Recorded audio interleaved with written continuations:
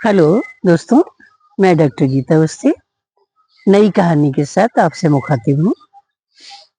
दोस्तों, कभी-कभी जीवन की सांध्य वेला में भी हमारे गंतव्य का कुछ अंश हमको मिल जाता है और हम खुश हो जाते हैं। ऐसी ही एक कहानी प्रस्तुत है। शीर्षक है सांध्य गीत।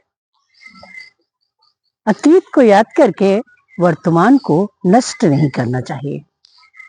ये सोचकर कोकिला ने अपने आंसू पोंछ लिए थे। क्या करती अगर उसे 2-4 ट्यूशन न मिल जाते? नौकरी इतनी आसान तो नहीं कि बस इच्छा की और आकर सामने खड़ी हो गई। उसने भी अपने परिवार वालों को सताने में कौन सी कोर कसर छोड़ी थी? काम तो उसने कभी किया ही नहीं था। कारण ये भी था कि 7-8 वर्ष की उम्र में 3-3 भाभियां आंगन में रुन झुन करती घूमने लगी थीं। अकेली ननद भला काम क्यों करती? यूपी में तो वैसे भी ननद के ठसके होते हैं। बाबूजी की शय भी काम न करने का एक कारण था। बाबूजी की शय का कारण सिर्फ इतना था कि वो पढ़ाई में मन लगाए और अच्छे मार्क्स लाती रहे। वैसे पढ़ने में वो ठीक ही थी। आर्ट्स, कॉमर्स और साइंस तीनों सेक्शन में हिंदी, इंग्लिश में सबसे अच्छे नंबर आते थे। वो अपने सेक्शन में वो फर्स्ट आती थी। कुल मिलाकर वो अच्छी स्टूडेंट मानी जाती थी। वो याद करती है उस दिन को जिस दिन से उसकी जिंदगी में भूचाल आना शुरू हुआ था। सविता कविता लिखने की शौकीन थी और जब तब उसे बोर करती रहती थी। सविता उसकी बेस्ट फ्रेंड थी और लाख मना करने के बाद भी वो उसकी कविता सुन ही लेती थी। वो कहती भी थी कि आखिर किसको सुना जाऊं, और लिखने के बाद बिना सुनाए चैन पड़ता ही नहीं। सविता श्रृंगार रस में भीगी कविताएं लिखती थी। सुनने में बहुत अच्छी लगती थी। उस दिन सविता कहने लगी थी कि आज तुम मना नहीं करोगे। चौराहे पर राष्ट्रीय स्तर का कवि सम्मेलन होने जा रहा है। तुमको तो मेरे साथ चलना ही पड़ेगा। अकेली जाना ठीक नहीं लगता। तुम जब मुझे झेल लेती हो तो वहां तो इतना शानदार कवि सम्मेलन होने जा रहा है। अगर तुमको न भाए तो तुम कुर्सी पर सिर टिकाकर सो जाना, मैं कुछ नहीं कहूंगी। पर अगर तुम नहीं गई तो मुझे तो घर में जाने की परमिशन ही नहीं मिलेगी। हम दोनों ने एक दूसरे को परमिशन दिला दी थी और रात 8 बजे समारोह स्थल पर पहुंच गए थे। बैठने की जगह भी आरामदेह मिल गई थी। थोड़ी ही देर में कार्यक्रम शुरू हो गया था। पहले तो जूनियर कवियों को प्रस्तुत किया गया था। मैं ऊबने लगी थी और मैंने सविता को कहना शुरू कर दिया था कि अब घर चलो। सविता ने बताया था कि जो सीनियर वो उच्च स्तरीय कवि होते हैं वे मंच पर बाद में आते हैं। ऐसा इसलिए किया जाता है ताकि अंत तक भीड़ बनी रहे। मैं ठहर गई थी क्योंकि मैं जानती थी कि सविता उठने वाली नहीं है और अकेली रात को मैं घर जा नहीं सकती थी। थोड़ी देर बाद अनाउंसमेंट हुआ था कि अब आप एक ऐसे व्यक्तित्व को सुनने जा रहे हैं जिसे सुनना नसीब वालों को ही नसीब होता है। मैं भी थोड़ा उचक कर ठीक से बैठ गई थी। सविता तो झूमी जा रही थी। मुझसे बोली थी, इनका नाम सुनकर ही तो मैं इतनी उतावली थी। नाम कुछ पंक्तियों वो भूमिका के साथ पुकारा गया था। संचालक ने कहा था, कविता के आकाश के चंद्रमा आज आपके सामने उतर आए हैं। इन्हें इनकी कविताओं, खासतौर से गीतों के माध्यम से महसूस करिए। आप तालियों से स्वागत करिए आकाश वर्मा का।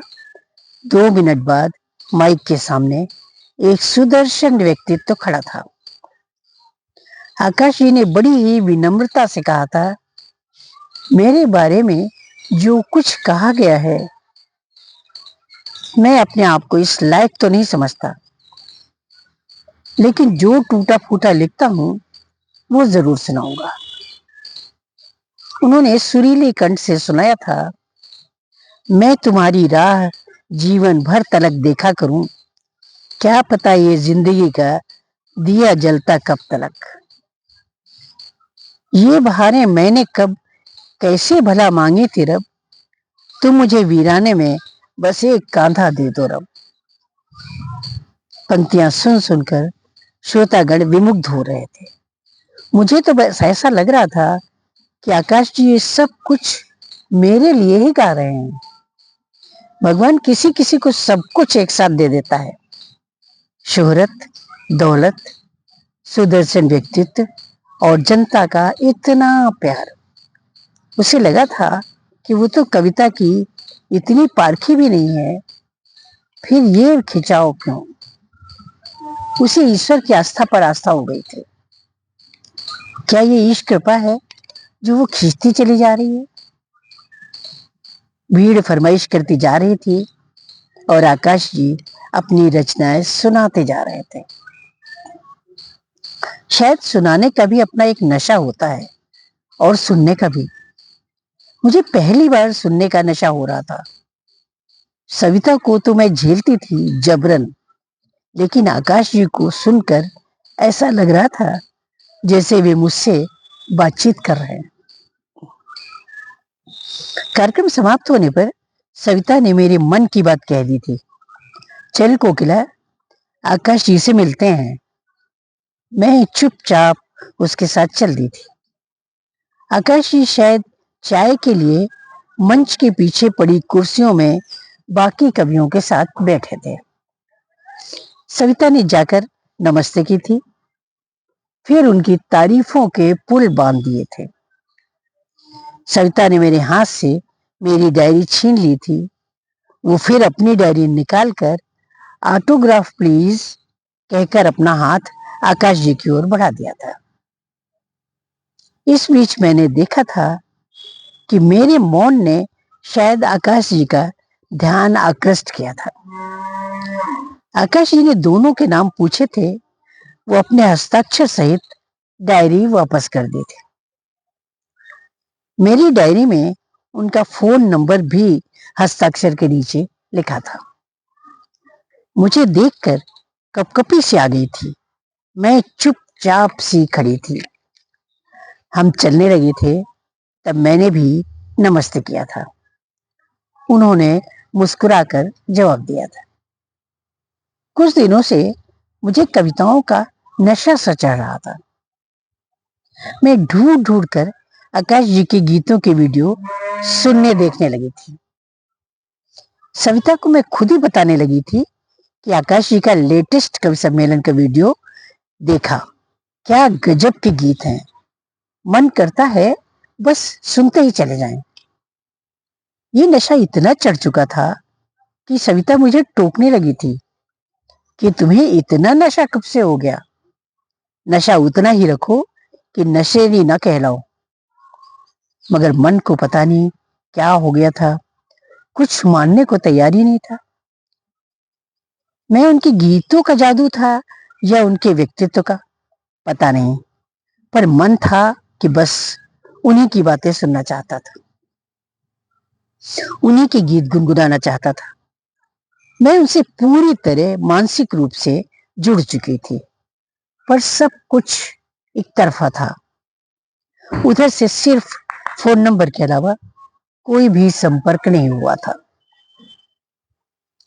मन कहता था कि ऑटोग्राफ देते देते फोन नंबर लिखने की आदत हो जाती है, पर मन ऐसा था कि बस भटकता ही रहता था यहाँ वहां। सोचती थी कि शायद वे भी मेरे साथ मानसिक तौर पर जुड़े हुए हैं, वरना अकेले मुझे इतनी बेचैनी क्यों होती।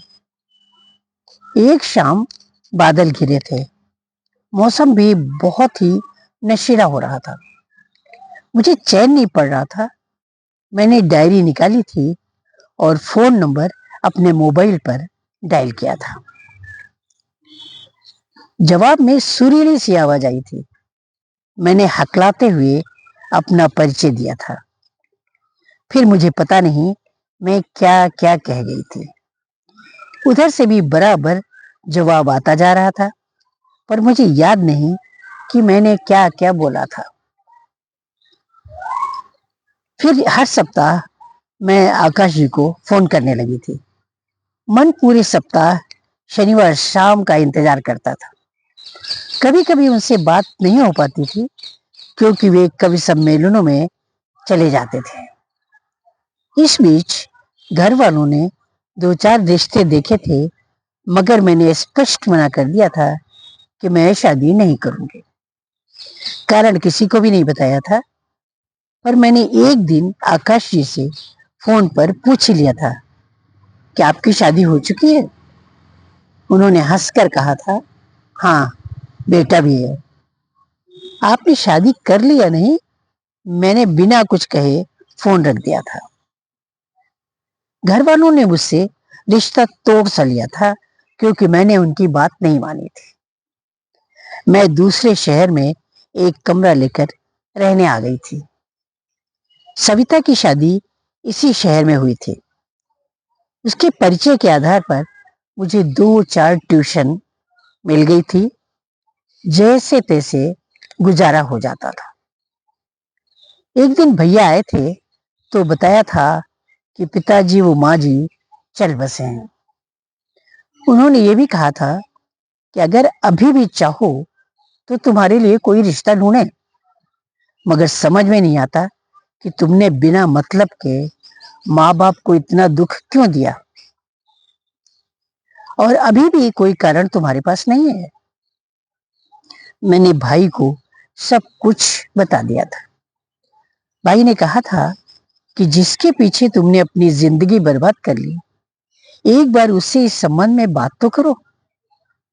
मैंने उससे कह दिया था कि उनकी शादी तो हो चुकी है, भरा पूरा परिवार है। अपनी गलती की सजा मैं उस परिवार को क्यों दूंगी। भाई चला गया था। अगले शनिवार को मैंने फिर आकाश जी को फोन किया था। इत्तेफाक से आकाश जी उस शाम उसी शहर में थे। उन्होंने स्वयं कहा था, क्या हम मिल सकते हैं? मैं अब लोक लज्जा छोड़ चुकी थी, इसलिए फौरन हाँ कह दी थी। शाम को हम एक पार्क में मिले थे। आकाश जी अकेले थे। उन्होंने मेरे बारे में बहुत कुछ पूछा था। फिर कहा था, सच बताना, क्या मेरी वजह से शादी नहीं की? मैंने हाँ कह दिया था। वे निराशा में डूब गए थे। थोड़ी देर बाद आकाश जी बोले थे, टीनेजर्स की ये एक बड़ी समस्या है। गीत पसंद करना, दोस्ताना बातचीत करना, ये सब अलग है, पर इससे जिंदगी को जोड़ना कहाँ तक ठीक है। इस बीच अगर इस विषय पर आपने मुझसे बात की होती तो मैं आपको बताता कि मैं सिगरेट पीता हूँ, मेरा गला लगातार खराब होता जा रहा है, मेरा बेटा कुछ नहीं करता, पूरे परिवार की जिम्मेदारी मुझ पर है, मैं जितना कमाता हूँ परिवार पर खर्च कर देता हूँ, मेरे जीवन में बहुत दर्द है, शायद इसीलिए मैं दर्द भरे गीत लिखता हूँ। अगर मुझे आपकी मनोदशा का पता होता तो मैं बहुत पहले सब कुछ आपको बता देता। पर अब मैं आपके सामने एक प्रस्ताव रखता हूँ। आप मेरे बेटे से शादी करेंगे? जिंदगी भर वित्तीय समस्या नहीं होगी। अगर आप एक आध साल बड़ी भी हैं तो कोई बात नहीं, हम अभी भी अच्छे दोस्त बने रहेंगे। कोकिला ने दो क्षण बाद हाँ कह दी थी।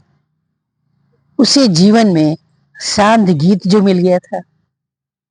वो गीतों की लड़ी में अपना सुर भी समाहित कर देगी।